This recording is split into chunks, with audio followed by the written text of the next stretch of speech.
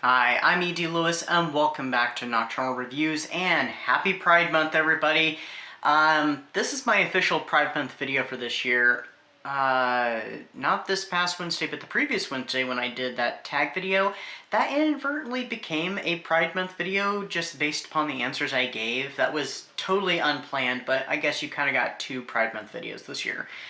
So, I've only gotten to do one Pride Month read, unfortunately, but it's been worth it. So I recently finished Cemetery Boys by Aiden Thomas. I've been reading it without the dust jacket, which I'm going to show right now. Look how beautiful this book is without the dust jacket. Now I'm going to struggle while I'm talking here to get it back on there. So this is a 2020 YA young adult release. And there's actually a sequel. Hey, I got it on there pretty easily. There's a sequel coming out in September. I'm going to tell you right now, I'm very excited about the sequel. I've heard about this book. This book's been on my radar for more than a few years. I've actually had this book for a couple of years. I meant to have read it last year. I did not get to it, unfortunately. But here we are.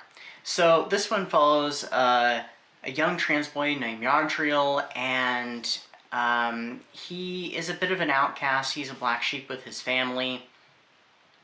He is drawn to the powers of...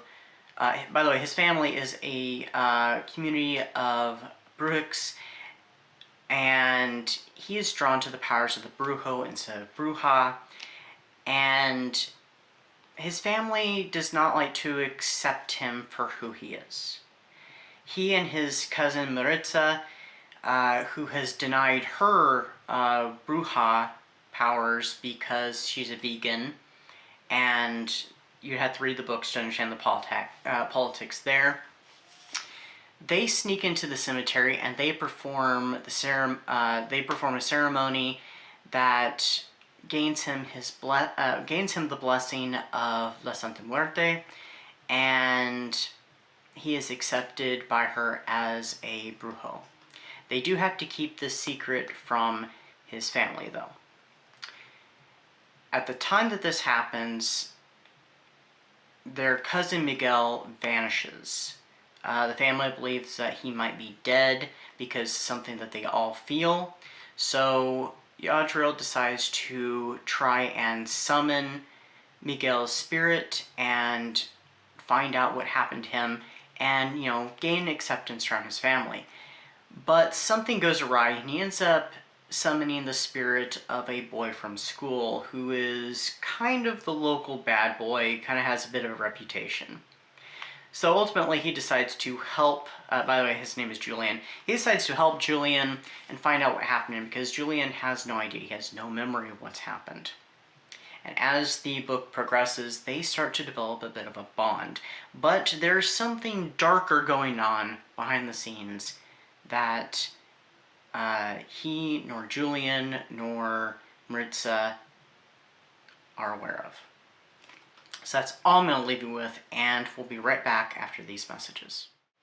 Do you like the sound of werewolves howling in the night, the moans of creatures, and the bubbling up of mysterious aquatic terrors?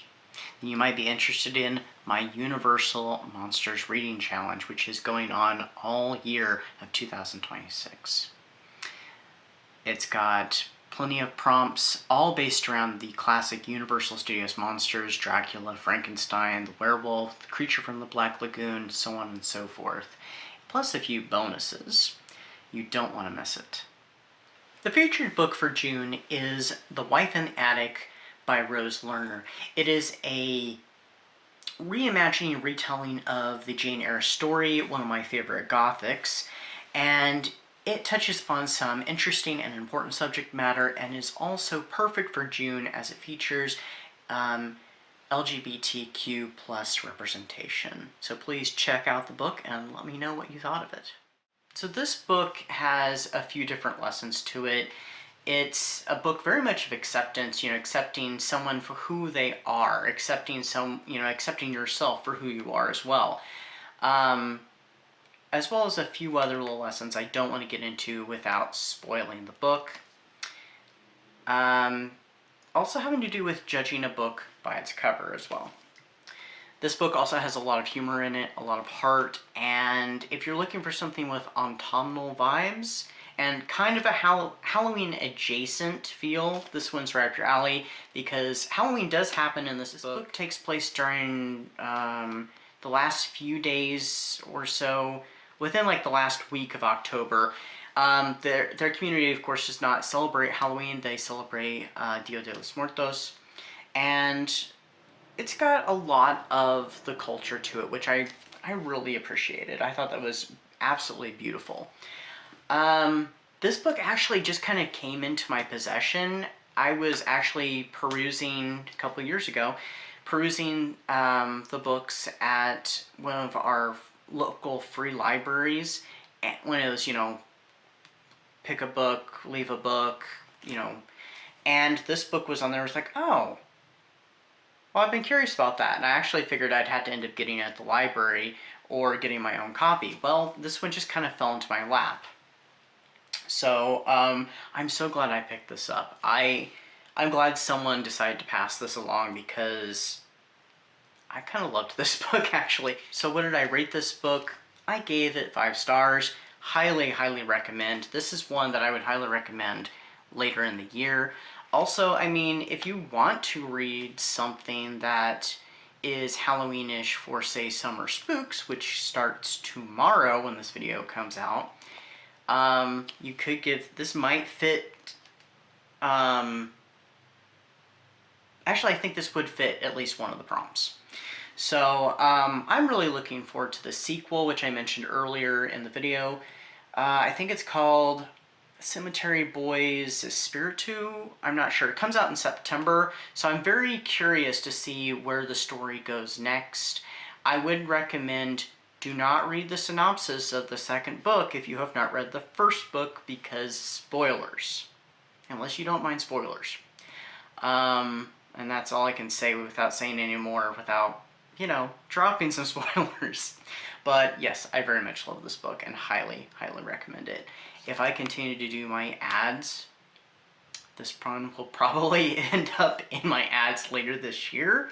So anyway, until next time, stay safe, stay spooky, and if you're seeing this, you know, the 21st and onward of this month, happy summer spooks.